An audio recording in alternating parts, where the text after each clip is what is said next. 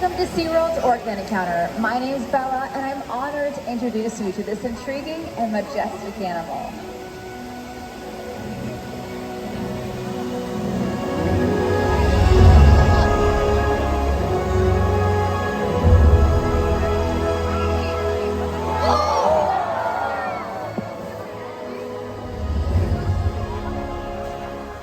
There's nothing like seeing a killer whale up close and learning about them and their natural behaviors.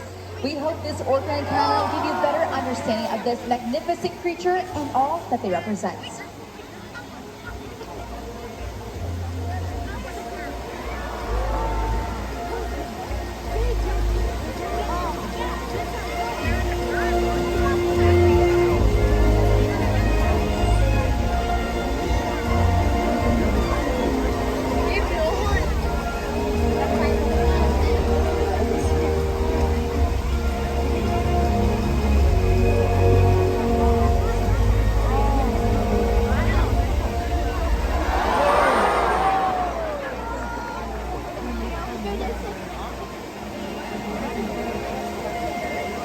While they are found in every ocean, orcas living off the coast of Iceland are quite different than those near Costa Rica. In fact, there are at least 10 types or ecotypes of killer whales. An ecotype describes the differences between killer whale size, physical form, prey, social structure, and habitat. As you can see, the differences are subtle, but noticeable when compared side by side. Orcas are adapted perfectly to their environments. And even the whale's black and white coloration has a purpose. It camouflages the outline of their bodies in the water, making it easier for them to surprise and catch their prey.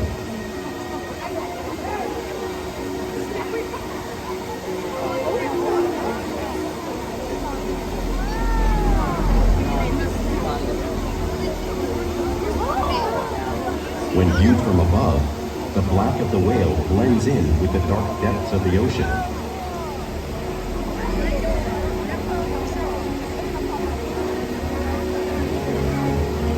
When viewed from below, the orca's white bellies match the brighter surface of the water, blending with the light above, giving them the perfect camouflage.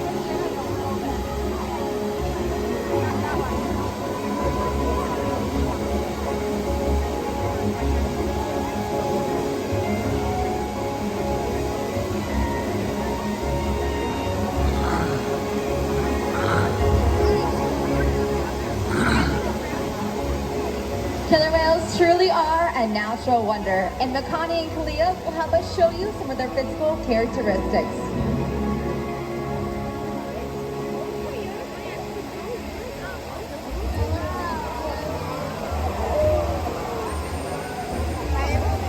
Their blowhole is perfectly designed for getting a quick breath of air at the surface of the water. Even the location of their eyes works to their advantage. It looks like they're located in that white patch, but that's a visual distraction. They're actually located in the black area in front, camouflaged from thrashing prey.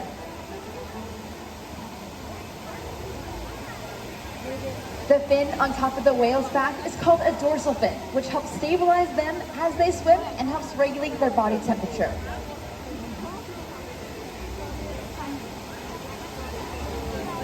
The flippers on either side of the whale's body are called pectoral flippers and are primarily used for steering and stopping. The pectoral flippers have 5 bony digits inside of them, just like the human hands.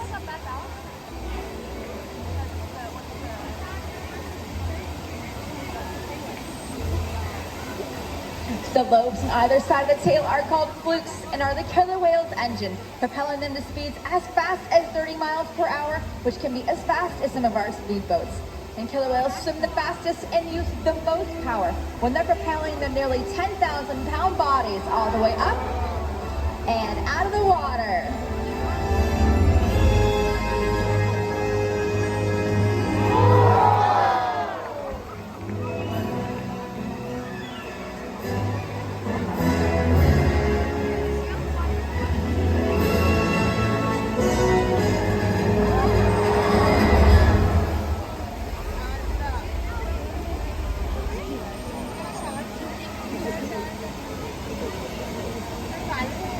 Killer whales are highly social animals with a well-defined social structure.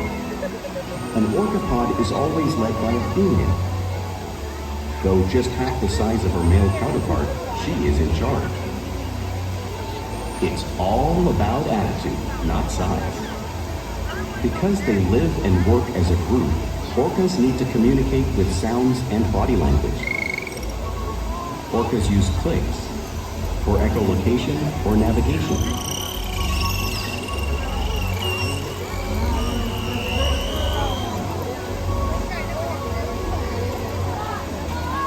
Whistles to socialize in the pod.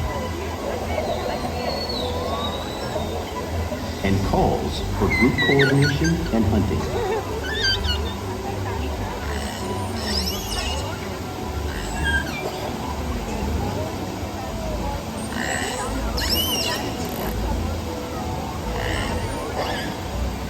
Vocal development studies here at SeaWorld show that early on, calves learn vocalization from their mothers. But as they grow, they learn from others close to them as well. This is a bottlenose dolphin call that Shuka learned and even taught other killer whales here at SeaWorld. In fact, orcas are the largest members of the dolphin family.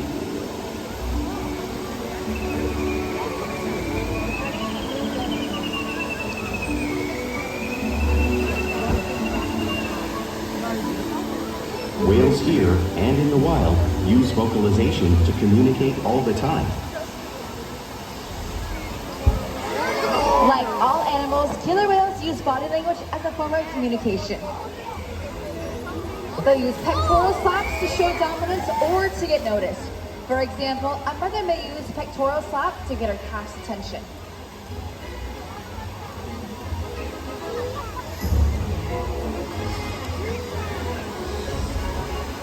But if they really want to be heard, they reach.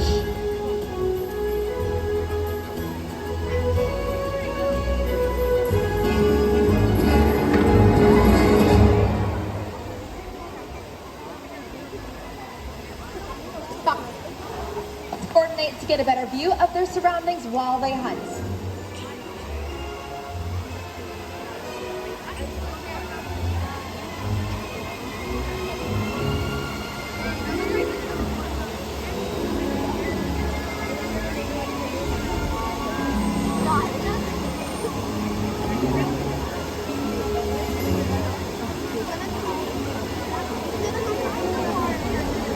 Fluke slaps, another form of communication killer whales use in the wild and right here at SeaWorld.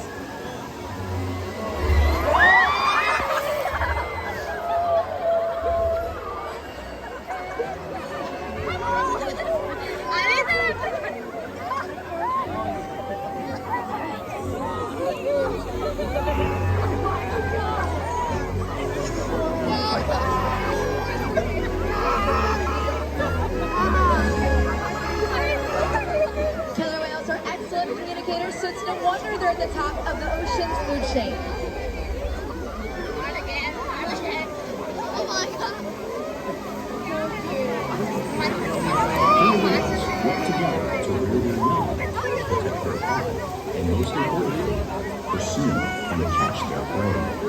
Every day they cooperate to survive in the wild oceans of the world. The orca's hunting techniques are as varied as the whales themselves. Norwegian killer whales will circle herring, herding them together. The whales use sounds to coordinate with each other and to disorient the herring. With the fish confused and contained, the whales stun them with their powerful tail flukes, making for an easy meal.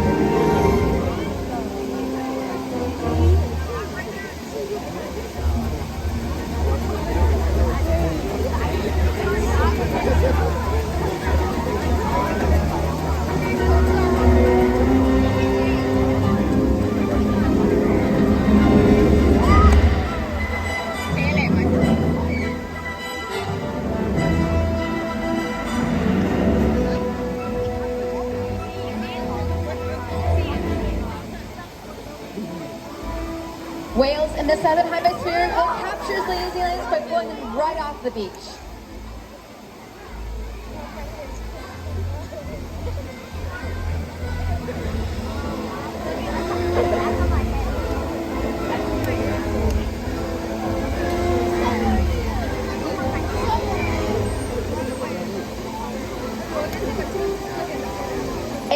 Orcas will actually create waves that wash over floating ice, knocking seals into the water. Watch as Makani shows you this wave-making technique at the front of the pool area, demonstrating one of the many complex and intriguing hunting abilities killer whales have developed all around the world.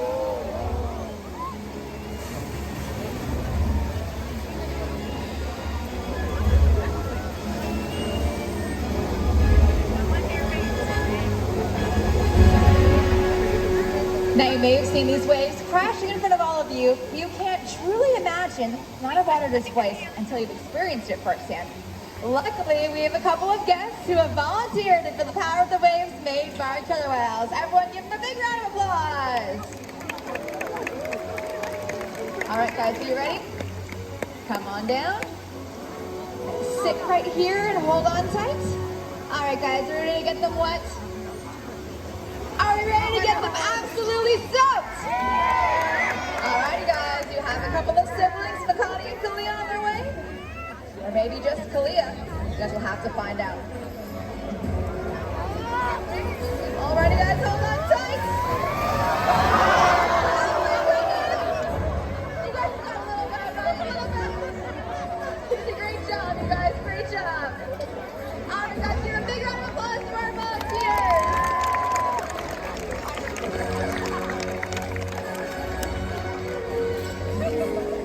Because killer whales live in every part of the ocean, it's no surprise they eat all types of prey, including other whales.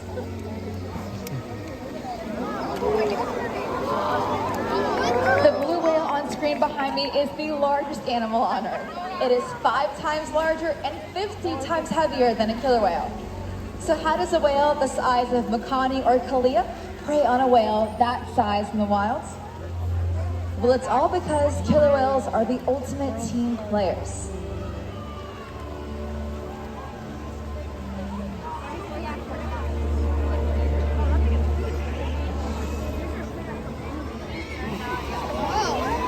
In this example, we see the larger male orcas surround a sperm whale, forming a perimeter, while the females continue to drive the whale forward until it reaches exhaustion.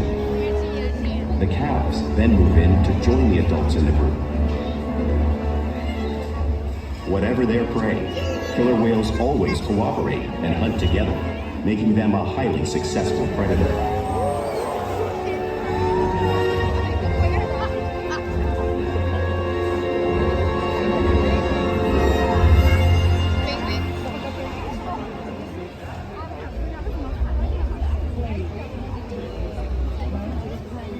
Play is an important part of everyday life for a killer whale. It's how they teach their young whales how to hunt and practice those skills as they grow. You'll see whales in the wild showing their interactive and playful side. We see it here at SeaWorld all the time.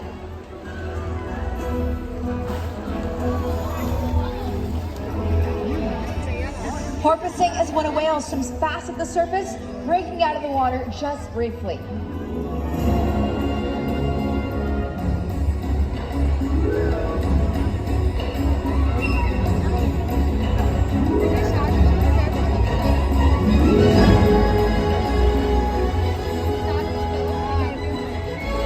You'll see them do this when catching a ride in the wake of a boat or even when surfing in a wave.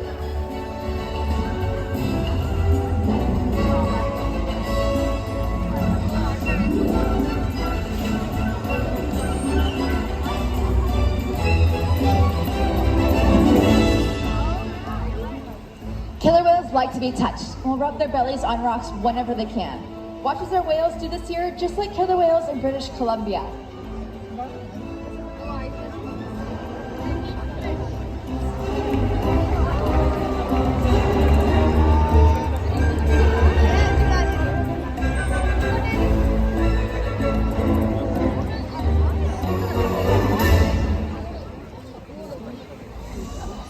You'll see whales in the wild imitating and learning from each other. We see it here at SeaWorld all the time. Our whales are constantly copying each other's behaviors and learning from each other.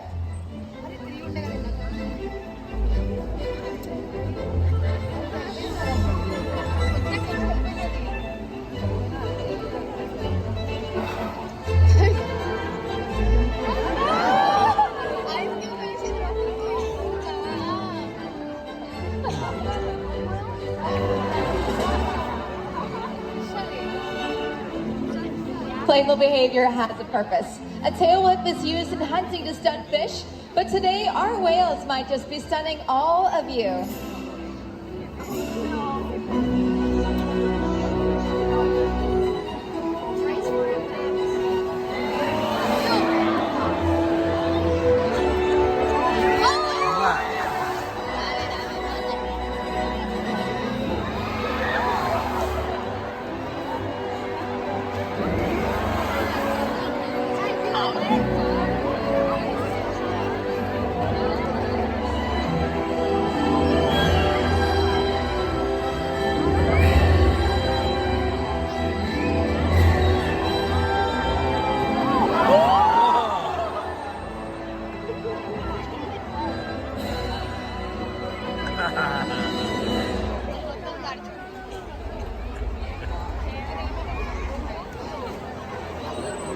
Here at SeaWorld, we interact with our whales all day, every day, which helps build trusted relationships for care, research, and quality of life. Our whales here take an active role every day in their own health and well-being.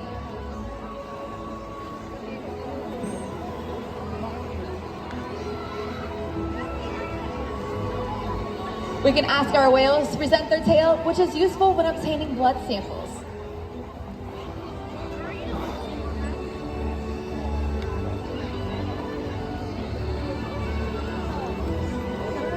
We can also ask our whales to slide it on a scale to help monitor their weight, just as Orchid's doing on screen.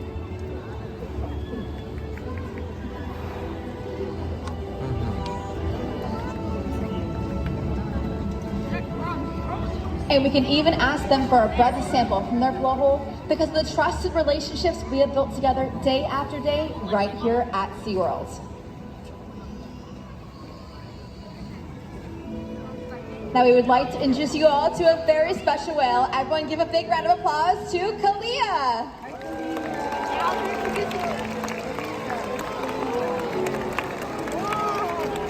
Kalia is 18 years old and is the matriarch here of our San Diego pod. Because of killer whales here like Kalia, she's been able to help her wild counterparts. Here at SeaWorld, we encourage our whales every day to learn something new to engage and stimulate their minds. Diet, exercise, and of course play help keep these whales in great shape.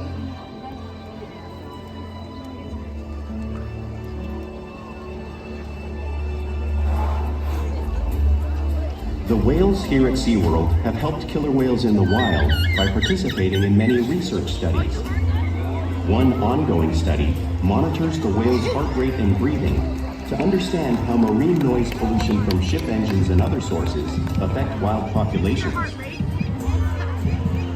In another study, scientists from NOAA, the National Oceanic and Atmospheric Administration, took measurements of the killer whales living here, including pregnant whales. By comparing these measurements with drone footage of killer whales in the wild, scientists are able to monitor the wild population's nutritional and reproductive states. Other research has been done here at SeaWorld on the mother whale's milk composition.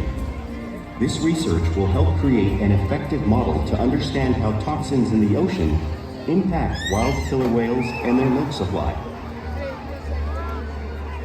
What we learn from the whales in our care every day is actively helping whales in the wild survive. And just by being here today, you've supported our rescue, research, and conservation efforts all around the world. If we work together, like the killer whale, we can protect the future of the Orcinus orca and this beautiful planet that we all share.